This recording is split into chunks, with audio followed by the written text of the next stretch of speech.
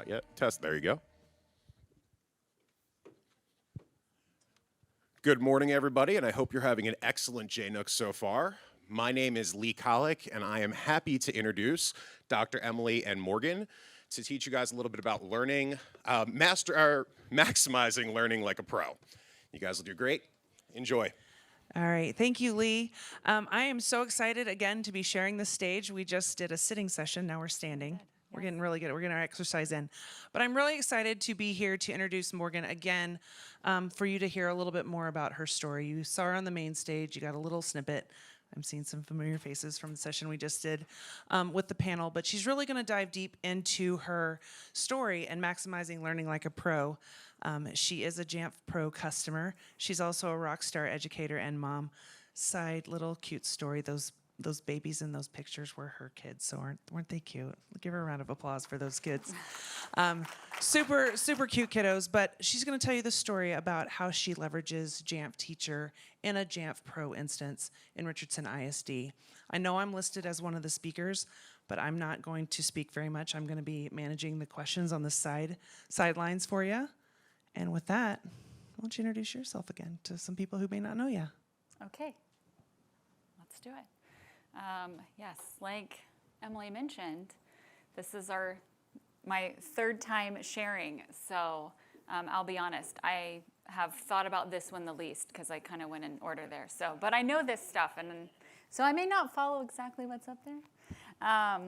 But yes, I'm excited to talk about how we use Jamf Teacher in our Jamf Pro environment. And I am Morgan Cave. So I'm the Director of Instructional Technology in Richardson ISD, which is a suburb of Dallas. I have been there for, this is my 19th year. I was a classroom teacher for 12 years first, taught elementary, taught second grade, first grade, fifth grade, moved to instructional technology to become a specialist, did that pre-K-12 for about 4.5 years, and then moved into my current role as director in January of 2022. So I am also an Apple Distinguished Educator, which is just an amazing network of really creative and amazing educators. And I really still can't believe that they let me in. And I'm also an ISTE certified educator.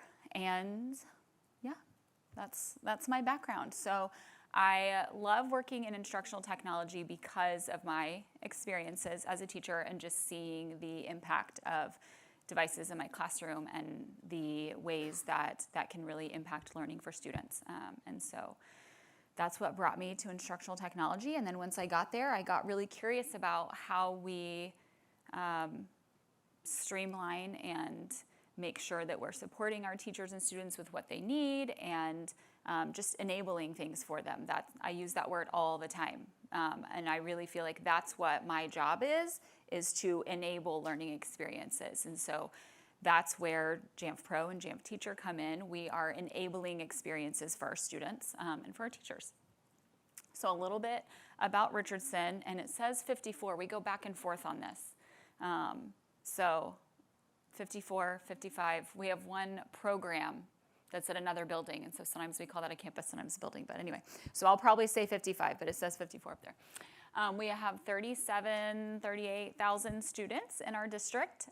We have a mixed device environment, so we are managing about 30,000 mobile devices and 5,000 Macs. So we have iPads in pre-K through 6, which is our elementary campuses. There's 41 of those. And we have staff iPads for all staff. So our staff, even in secondary where the students have Chromebooks and they have HP laptops, those teachers still have an iPad to teach with. Every classroom has an Apple TV because they have their iPads. They use their iPads as their document cameras. So we have Apple devices sprinkled throughout, but the heavy focus is in our elementary classrooms. So when I talk about Jamf Teacher and talk about students doing things, most of the time I'm talking about elementary and iPads. We also have Mac Labs with our CTE programs and our visual arts programs, fine arts, things like that. So that is our environment.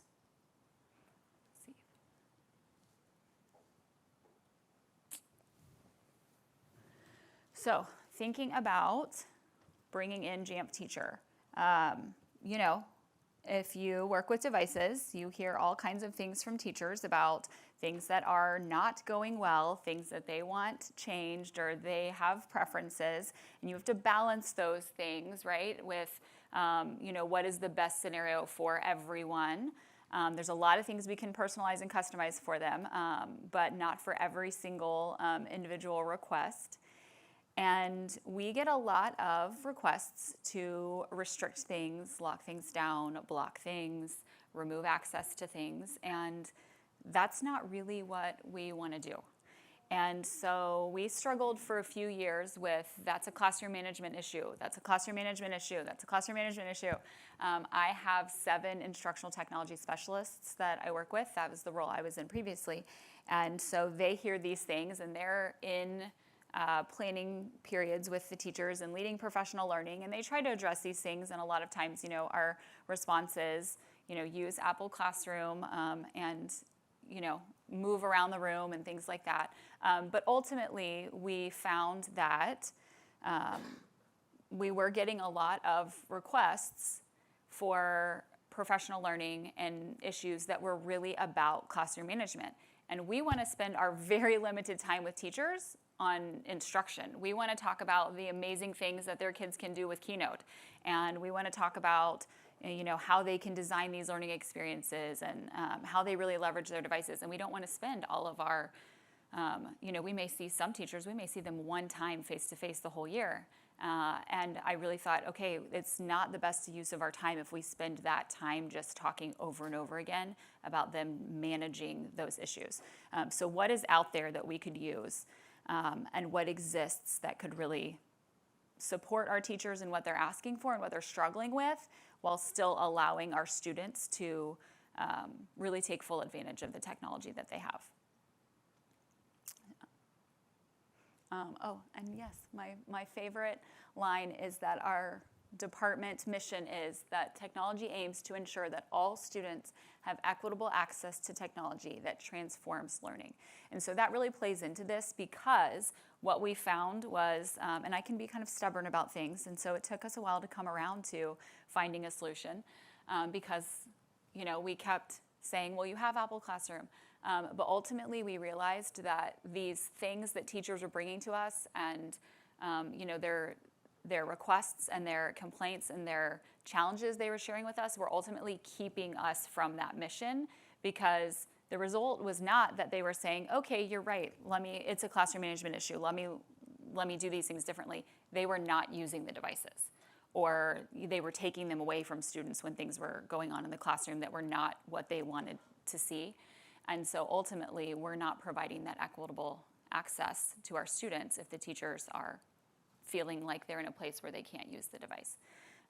Because part of that we talk about a lot is that it's not, the equitable access is not just the device itself, it's the learning that goes along with it. It's the learning experience, it's the instructional side of that also.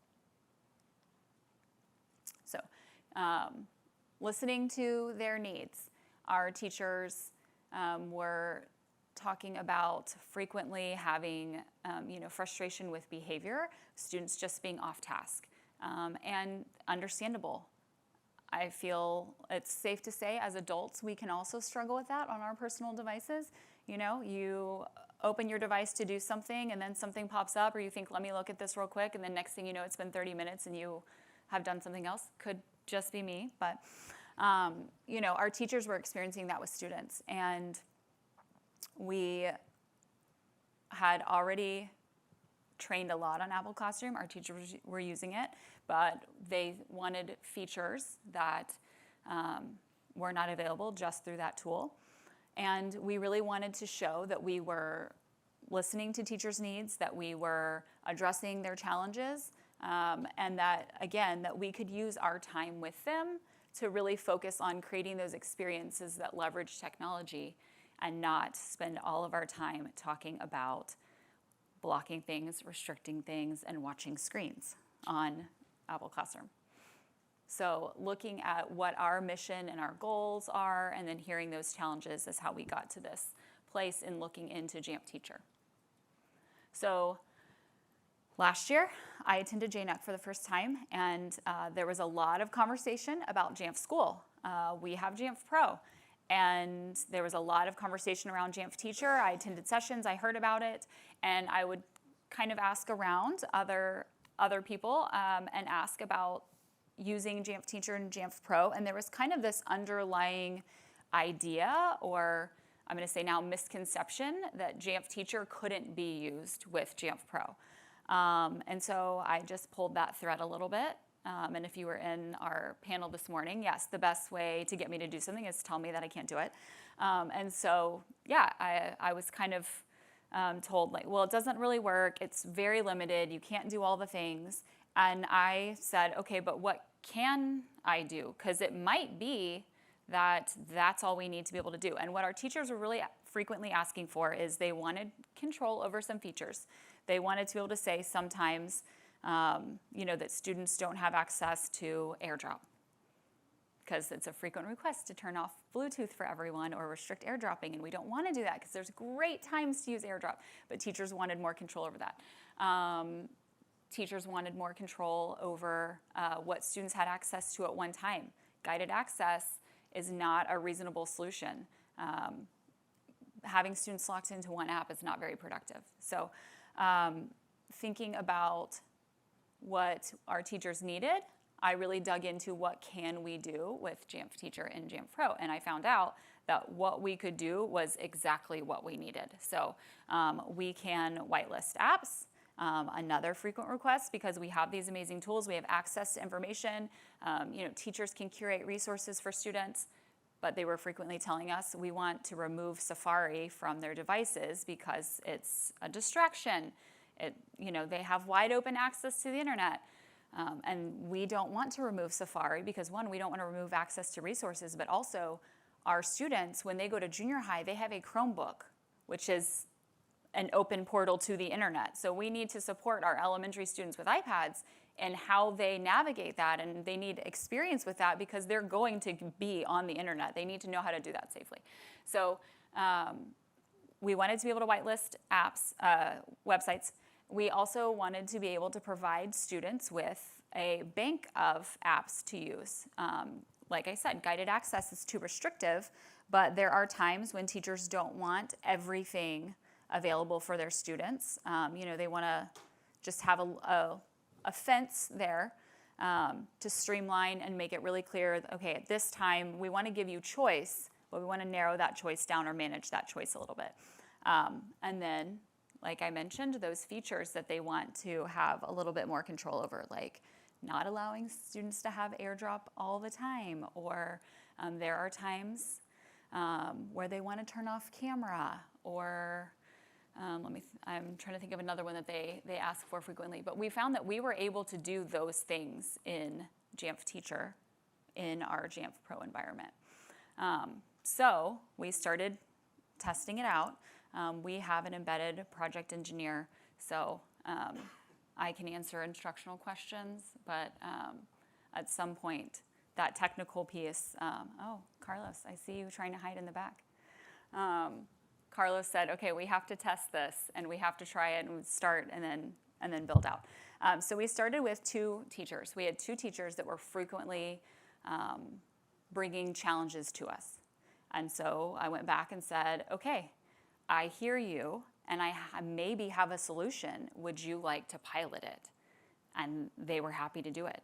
And that was great. And that was great also because those people that frequently bring challenges tend to be very outspoken, which means that if they pilot it and it goes well, they are going to talk about that also at their campus. And so that really helped us get that buy-in because we had these teachers who had previously been sharing a lot about what they were struggling with, and now we had provided them with this tool, and they were very happy to tell everyone else about that. So that was great. But we started with those 2. Then we expanded it to their entire campus once we knew that it was working well for them. And then we brought in another campus, and then for this school year, we brought that out to everyone. So the principals at the campuses where we started testing, they were very excited about this and excited for us to bring this in because they hear the same things we do. and they were seeing the same issues, and they were getting the office referrals for, kids looking things up or taking pictures of other students or some of those things that we're still building those digital citizenship skills in our kids. And so it was really getting buy-in for this was probably one of the easiest things that we've ever done. A lot of times when we're bringing in something new, we're bringing a lot of new things in right now. We're bringing in Schoology. We have not had an LMS before. It is not going as easily as Jamf Teacher. But that gets to our teachers really were looking for a solution, and this was a big challenge. And so that buy-in piece was so easy for us because this is something they really wanted and needed, and they immediately saw the value. So we had our pilot. We selected the campuses based on who was bringing us those challenges. We provided support. We went out there the first time they used it. We went out to the campuses and trained. We got teacher feedback. I've never gotten feedback where everything that came back was, this is great. This is exactly what I needed. We had a rating scale. We had places for them to fill in, is there something you wanted to be able to do that you couldn't do? We didn't get anything negative back. They were so happy with the functionality. We really needed 3 things, and it can do those 3 things. And it's interesting because still I will hear sometimes, well, if you had Jamf School, you could do a lot more in Jamf Teacher. But sometimes you don't need to do more. Our teachers sometimes feel overwhelmed when there's a lot to learn, when there's a lot of options, when there's a lot of features. So it works really well for us that these are the things we can do, and that's exactly the functionality that we need. We rolled it out in grade level meetings. So when we rolled it out to a campus, our specialist was there, and she had a slide deck with screenshots. We had the teachers come in with their iPad and bring one student iPad because the students are in PE, not using theirs. And so they would bring one student iPad, and we would walk them through it in about 20 minutes. And they would go back to their classes and start using it. And then we'd be there all day and after school so they could come back by and ask a question, get support if they needed it. But again, it was one of the easiest implementations that we've ever done. So that was great. They said it was really easy to use, and it made a huge difference in them being able to do the things that we had been sharing with them. So our model, rolling that out everywhere, is a little different. As I mentioned, I have 7 specialists, and then we have 41 elementaries with iPads. So we knew we couldn't get everywhere before school started to train every teacher. So what we did is we went ahead and shared our slides and our supporting documentation with every teacher. We send out a Tech Tips Tuesday email to our campuses every Tuesday. And so we went ahead and shared those, and then we have been following up in person with every campus. So sometimes the campus wants that after school, and it's great because the teachers have looked at the slides, they've tried it, and then they come and they ask questions or they share what they've done with it. Or depending on the campus request, we might go through that whole full day grade level work as well. The teachers feel like they have the tools they need to follow through on the district initiatives that we have now. So we have a graduate profile outlining exactly what it means when we say that we're preparing our students for life after Richardson ISD. We have this learning innovation framework with 5 phases in it: Ignite, Wonder and Discover, Apply and Create, Collaborate, and Reflect. And so we have ways that we support our teachers in using the student devices to do all of those things. And the teachers feel like with Jamf Teacher, they are able to facilitate those things, especially that Wonder and Discover piece and that Ignite. A lot of times that's where they want to provide a resource and spark students' curiosity and interest. And now they're able to, curate those websites for them, or, really focus kids into 1 or 2 tools to just get that started.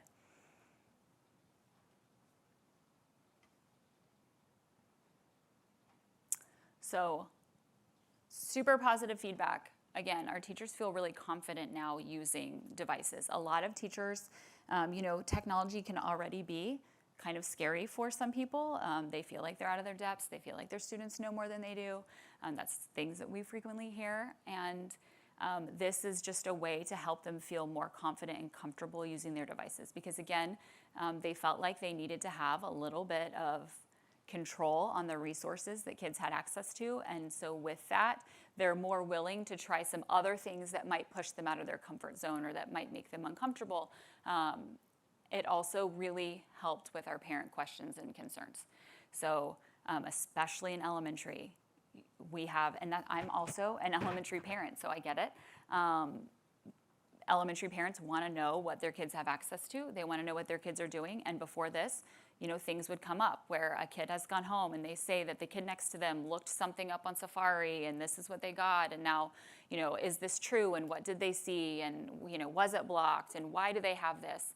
A lot of parent requests to remove Safari from the devices. And we spent a lot of time explaining to parents how that really inhibits what teachers can plan, and it really inhibits instruction when you start taking those things away. So this is really, really helpful so that we can tell our parents that the teachers have this tool to manage what is happening on the devices. So when they're in a small group or they're working one-on-one with a student, that they know that those students are still very safe on their devices and that they can use them, again, for those kinds of experiences that we want them to be using them for. It also increased collaboration between I-Team, those are my specialists, between I-Team and the campuses and teachers. So us coming in and supporting them with using Jamf Teacher and training them on that is opening a door for us to come in and support them in other ways. And because we've provided them with this tool that they absolutely love, and that, again, has built that confidence in them, it allows us to do the other things that go back to our mission in technology and ensuring that kids have access to those engaging experiences.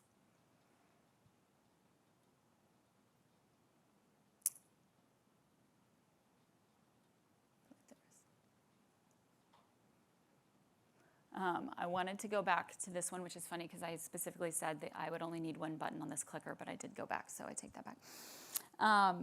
One thing that has had an impact, I will say there was not a negative, but one drawback to our scenario is that we do get requests from teachers who are not in our student information system as an instructor. We get requests for ad hoc classes, and we had teachers building some classes that way. Now that we are doing this, they don't have that ability anymore. And so we had to look at that and balance that with, okay, we might have let's say, for example, frequent would be our librarians. They wanted to see classes in Apple Classroom. And they want to do that because they want to, airdrop a file to everybody at one time and do things like that. They can't build those classes anymore. Now that we are doing it this way. And if you ask me why, I can't answer that, but Carlos could. Ultimately, we felt like our the bulk of our use is in the classrooms with the classroom teachers. And so if this really impacts student learning and impacts instruction and the kind of instruction that they can provide, then it was worth it to lose some of those other features or functionality. Another one would be our advanced learning teachers. That's our gifted program. So sometimes they were wanting to use things like Apple Classroom. So we work with them on ways that they can manage that or get some of that functionality that they wanted or address what they wanted to do. But that is one drawback, that we can't build those manual classes anymore. So I wanted to make sure I shared that it was not, it's like 99.9% perfect implementation.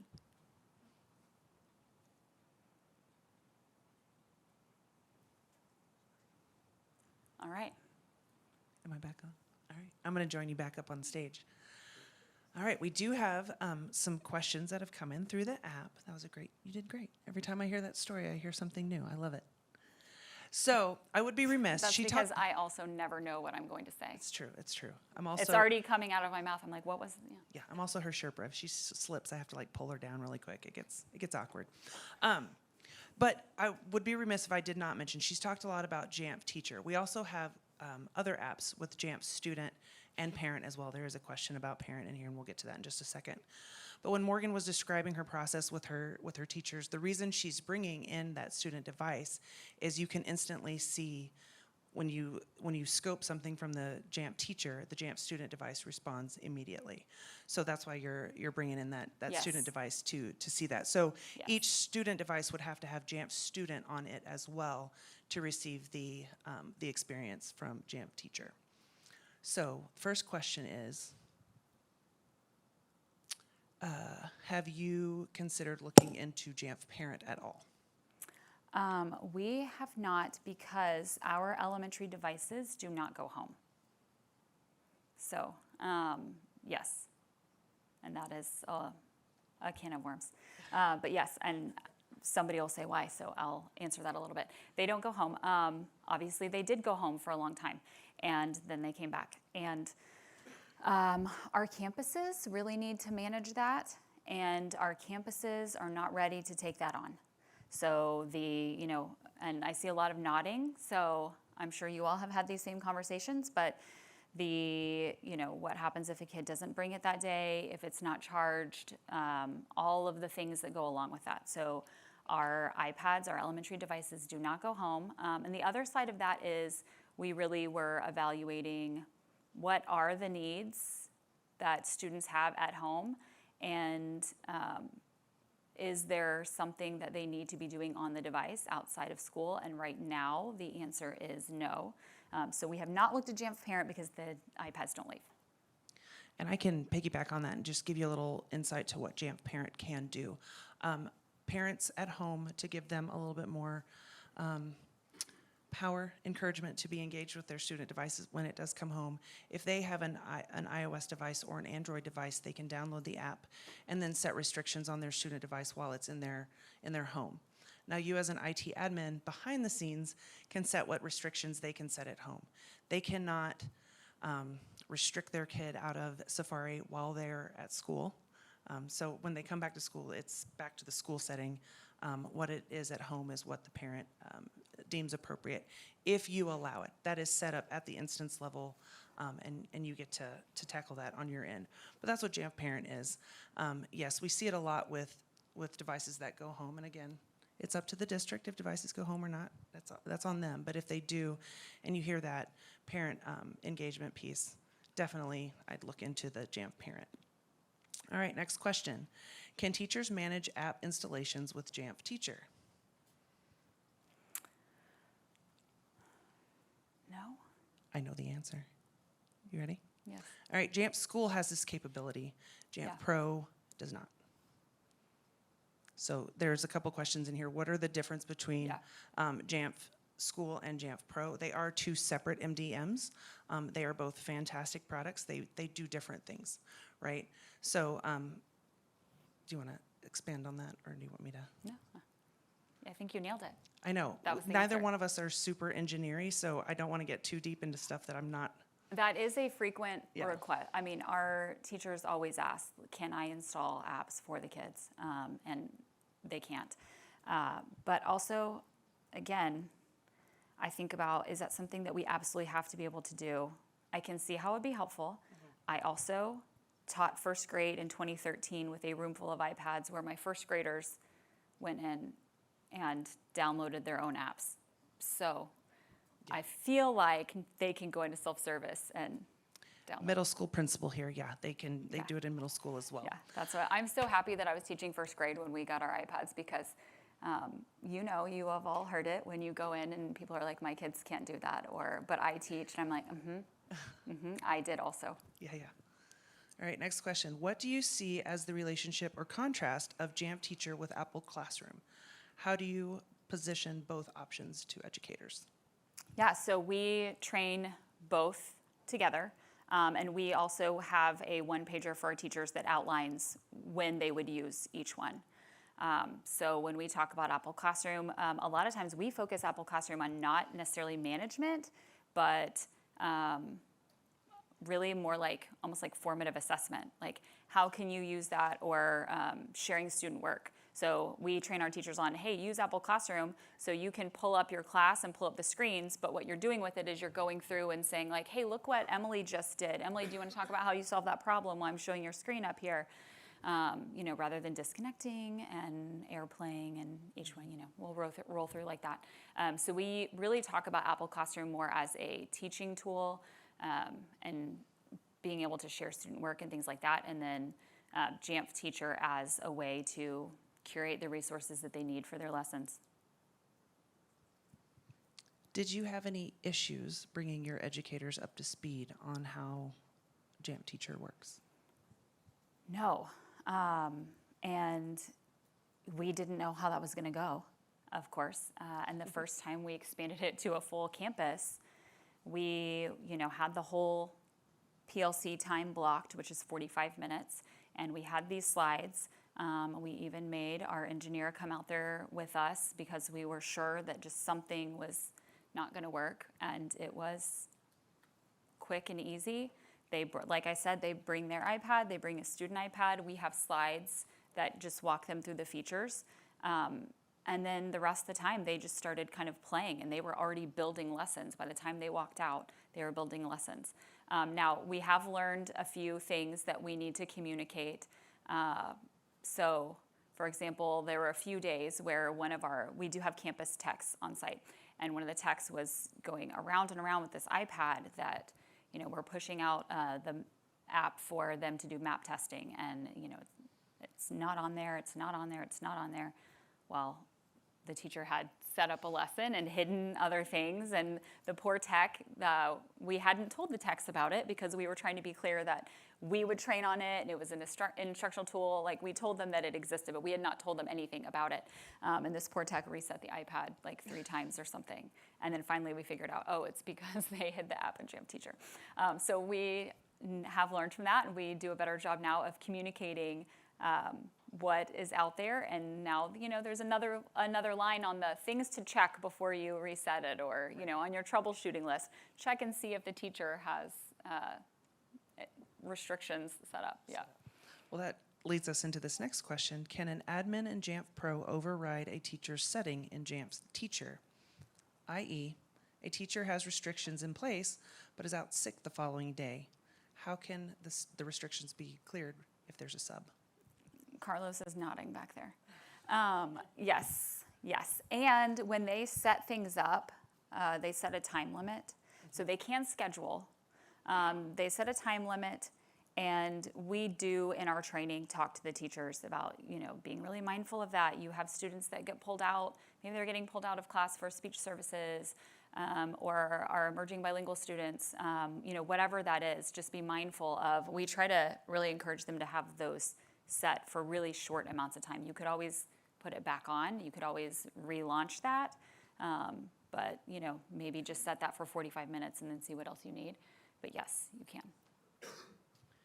I'll take this next question. What did you find Jamf Teacher can't do using Jamf Pro that would work in Jamf School? So again, you have the teacher and the student app. In Jamf School, there's a function within there called messaging. So you have a direct line of communication with the student and teacher, and it's, a student struggling and they don't want to raise their hand or what have you. They can ask a question directly to that educator privately. There's also an attention screen where you can blur their screen and say, 1, 2, 3, all eyes on me, whatever first grade teachers say these days. But you can direct that attention back to the educator and that sort of thing. So that is definitely one thing that is in school and not in Pro, is that messaging feature. And the things that are in school, they're great features. Those aren't the main challenges that our teachers were sharing, which is why we feel like we can do what we need to be able to do in Pro. Also, our teachers don't know, like you don't know what you don't know. They don't know that there are other features that somebody with Jamf School would have. So they don't feel like they're getting shortchanged because their only experience is this. They're so happy to be able to do these things now that they've been asking for. They don't know that those other things are available somewhere else. So that is also very helpful. All right. Why did you opt for using Jamf Pro plus Jamf Teacher instead of using Jamf School? Oh, we were kind of talking about this earlier. So that decision was made right before I came into instructional technology, but that decision was made in 2016, 2017, and we had contracted for an embedded project engineer, and he had previously worked at Jamf.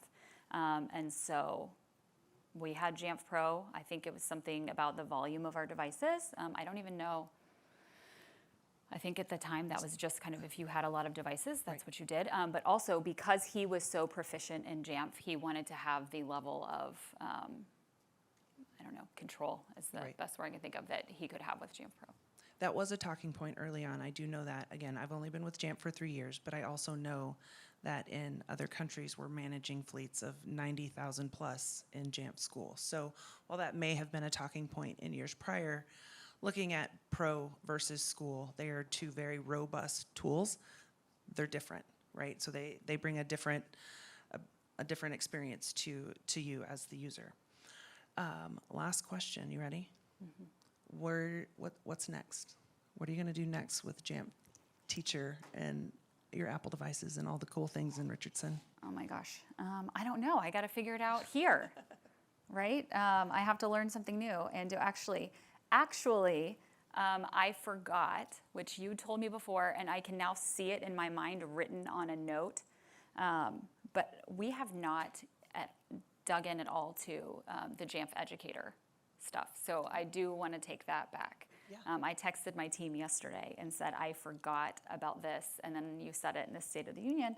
And so I texted my team and I said, we need to do this first because we always do it first before we have our teachers do anything or ask them to look into anything. So that, for sure, that's one tiny little thing. But I don't know yet. Yeah, and so what she's talking about, Jamf Educator, is our professional learning opportunity that we have within our offerings. It's free. It's educator.jamf.com. All you need is a Jamf ID, and you can go in and do it. It's a 4-part series. If you're wicked smart and go through it, you can do it probably in about 2.5, 3 hours. It's meant to be 4-hour chunks, so you can go through and just experience it.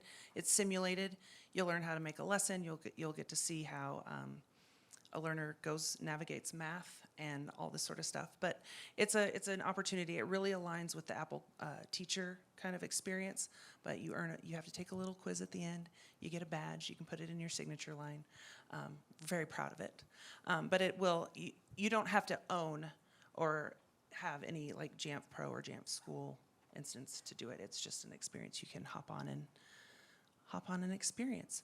Are there any questions live that you would like that we didn't speak to or talk to? We have a couple of minutes. Lee, can you grab the mic for this gentleman right here?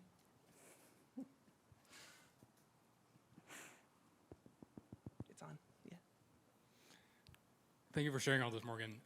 So 2 questions. One is I'm curious if there are 2 experiences that would be like front of mind of the biggest ahas your teachers had when they started using these tools. Like I'm just curious what that experience was in their classrooms. It was like the click for them.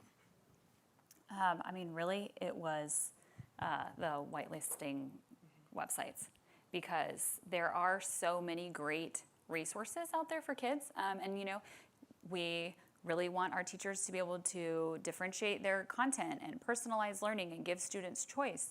And so we like to use the phrase managed choice. And so our teachers feel like they can really offer choice to their students now because they can curate things and focus the students in on just those curated things. But that was the biggest thing, especially our upper elementary teachers who want to provide, here's all these different places where you can go research or learn more about this or, kind of choose your pathway for the day.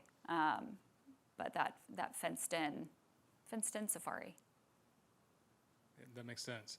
The other thing, this is a lot more specific. I'm curious, what's the use case? Because I can see restricting autocorrect in a, we're going through a literacy activity where we want kids to really have to go through the spelling process on their own. Totally get that. Why do teachers want to restrict camera? I'm curious what comes from that. Yeah, and see, these things are really hard for me because I have that educator experience, and we didn't have any of these tools. Apple Classroom was not a thing. Jamf Teacher wasn't a thing. Jamf wasn't a thing. And I'm thinking, okay, we navigated this. But I would say that we are still building digital citizenship skills in our students, and a lot of times there's a misconception that our kids know how to use devices at school already because everyone uses technology everywhere, right? Well, that's not the case. They know how to use their device personally. They don't know how to use it at school. And what do they do with their device personally? They take a lot of pictures. And so, especially in upper elementary, we were having a lot of conversations about not taking photos of people without permission, not taking photos of the teacher while she's teaching. A lot of just appropriate use. And so sometimes as you're building appropriate use, it helps to be able to restrict it a little bit. But that's really what it is. And we were getting frequent requests, not just from teachers, but even principals saying, okay, I don't have time to deal with the amount of issues we're having with the camera. Can y'all just restrict camera? And I mean, absolutely not. Because camera, we always say from my instructional technology team, if you don't know where to start with your iPad, start with the camera. Your kindergartners can go around and go on a hunt for a shape, for a color, for things that start with this sound. And in 5th and 6th grade, they're using it to find real world examples of things. So anyway, camera is one of my most used, most favorite things. And so it was just breaking my heart that everybody wanted to remove the camera. So we figured out that, okay, this is a skill that our students are struggling with, and so it does help the teachers to be able to say, okay, at this time, we don't have access to that, but then when we're in this learning experience, then it's back on. But yes, and in my idealist, in my utopia, in my mind, yeah, why would you ever need to restrict that? But the reality was, it was coming up so often that we really had to address it.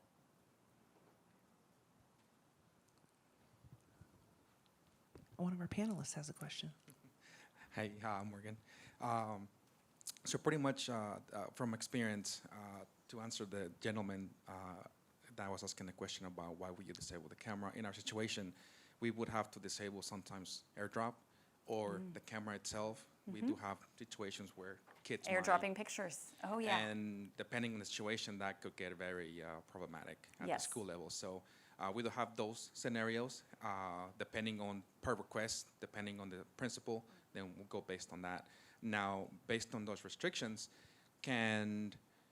what are the limitations that you have as far as restrictions in Jamf Teacher versus, do you have to manage, does the restrictions have to apply more towards Jamf Pro versus Jamf Teacher as far as what are the limitations that teachers have with Jamf Teacher as far as restricting? So whatever we have set up is going to override whatever they do. So they do see a long list of things that it looks like they can toggle things on and off that they could, but it's not going to do anything because we've already set that. So I guess we choose what they can and cannot, turn on and off. And I can't even remember what everything that's on that list right now because the main things that they ask about are camera and AirDrop, and I think those are really the only two things that are in that list that we leave open for them. Thank you. Yeah. All right, friends. Well, thank you for coming to our session. Morgan, it's always awesome to host a session with you, and we're glad you're here. There will be a survey. Please give us notes and whatever you'd like to share with us. And then later this afternoon, we will be doing a playground, really playing with Jamf Teacher, student, and parent with devices in one of the ballrooms down the way. So if you're around, join us. Thank you, guys.